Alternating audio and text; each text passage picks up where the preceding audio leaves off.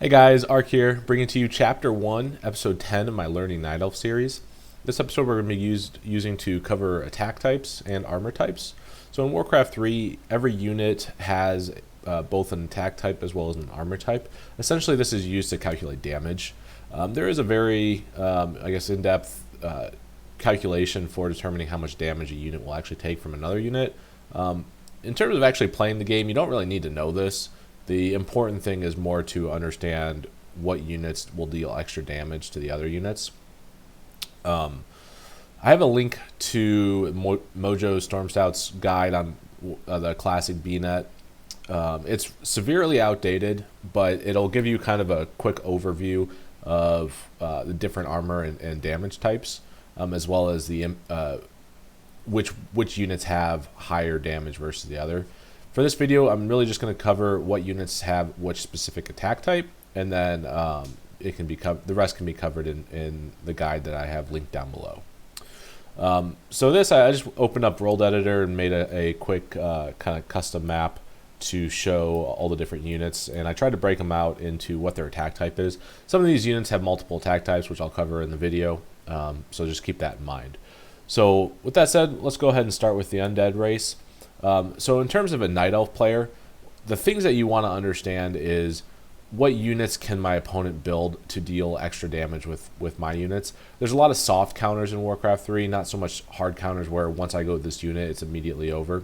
There's a lot of things that you can do that, yeah, maybe the attack type is beneficial for my opponent, but because of my positioning or maneuverability, I actually have the advantage in the fights.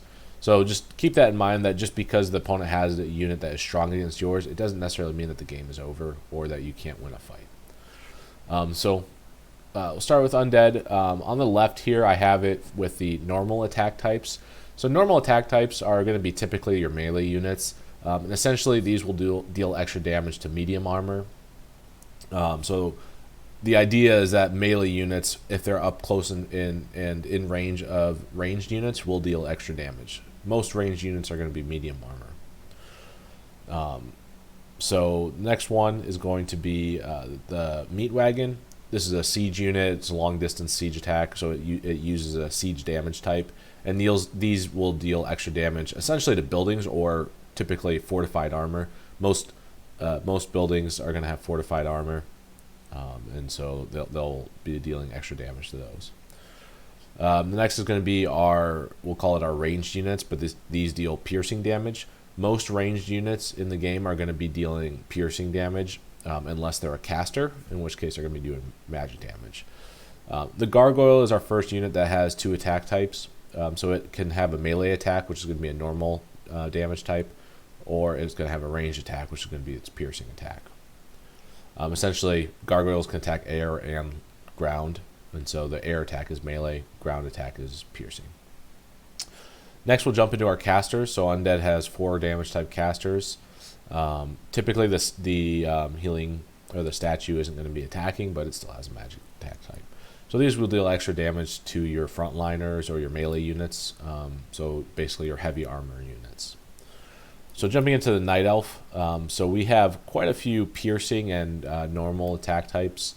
The one one interesting thing here is that the Night Elf has a lot of unarmored units, which take extra damage to piercing, and so we may have a varied attack types, but our armor types are very closely linked together. So that's another reason why siege units are usually very good against Night Elf.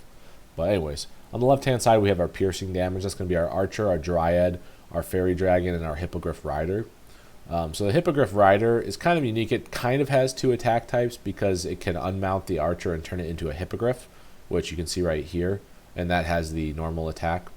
Or it can mount it with an Archer and have the piercing attack. And so then jumping on the right one, or to the next one, we got our Huntresses, our Hippogriffs, our Druid of the Claw, and our Mountain Giant. So in this case, Druid of the Claw, both its Druid form and its Bear form will have the same attack type. The Mountain Giant is another one of those units that have 2 attack types. Now it can grab a tree and turn it into a siege attack type, or it will just be its normal attack type in its non-tree form. Next is going to be our glaive thrower. It's going to be just like the meat wagon where it has a siege damage. Last one, we have our Chimera and our Druid of the Talon. So these are going to be essentially our magic damage dealers. And then let's just run right down through the list. I'm going to go a little bit quicker through these. We got our Footy, our Knight, our Footman, our Knight, and our Spellbreaker. This is going to be our normal attack type. We have our Dragonhawk Rider and our Rifleman. These are going to be piercing. We have our Mortar Team, our Flying Machine, and our Siege Tank. And the Flying Machine and the Siege Tank are both going to have 2 different attack types because they can attack both land and ground. But these are essentially going to be our siege damage dealers. Then we have our Griffon, our Priest, and our Sorceress. These are going to be our casters or our magic damage dealers. Jumping into the Orc, we have our Grunt and our Totem. That's going to be our normal attack types. And then Orc also has a melee unit that is a little bit unique, the Raider. It actually deals extra damage to buildings as a siege attack type. This is why a lot of times you may see a hit and run tactic with the Raiders where they can deal a lot of damage to buildings really fast. Then we also have our Demolisher and our Bat Rider. Those both will be a siege attack damage. Then we have our Headhunter, our Kodo Beast, and our Wyvern. All 3 of these have piercing damage. Then we have our Witch Doctor, our Spirit Walker, and our Shaman. And all 3 of these will also have magic damage. So that's a quick rundown of attack types.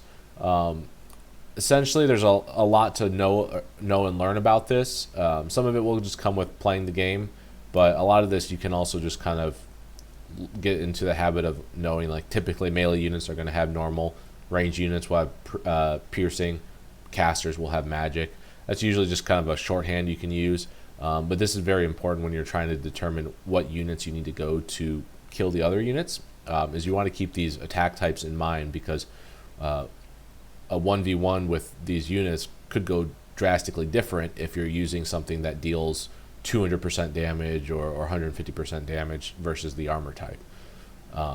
So kind of a lot of concepts in here. It'll take a lot of time to really understand these, but this is definitely one key aspect of Warcraft 3 that you'll have to understand. So with that said, we're going to call it quits to episode 10. The next episode, we're going to be kind of combining two different concepts. It's going to be scouting, as well as also just kind of some other last minute basics that I kind of overlooked, which is going to be the upkeep. So both scouting and upkeep is going to be our priority on this next episode. So thank you for tuning in, and have a good day, everyone.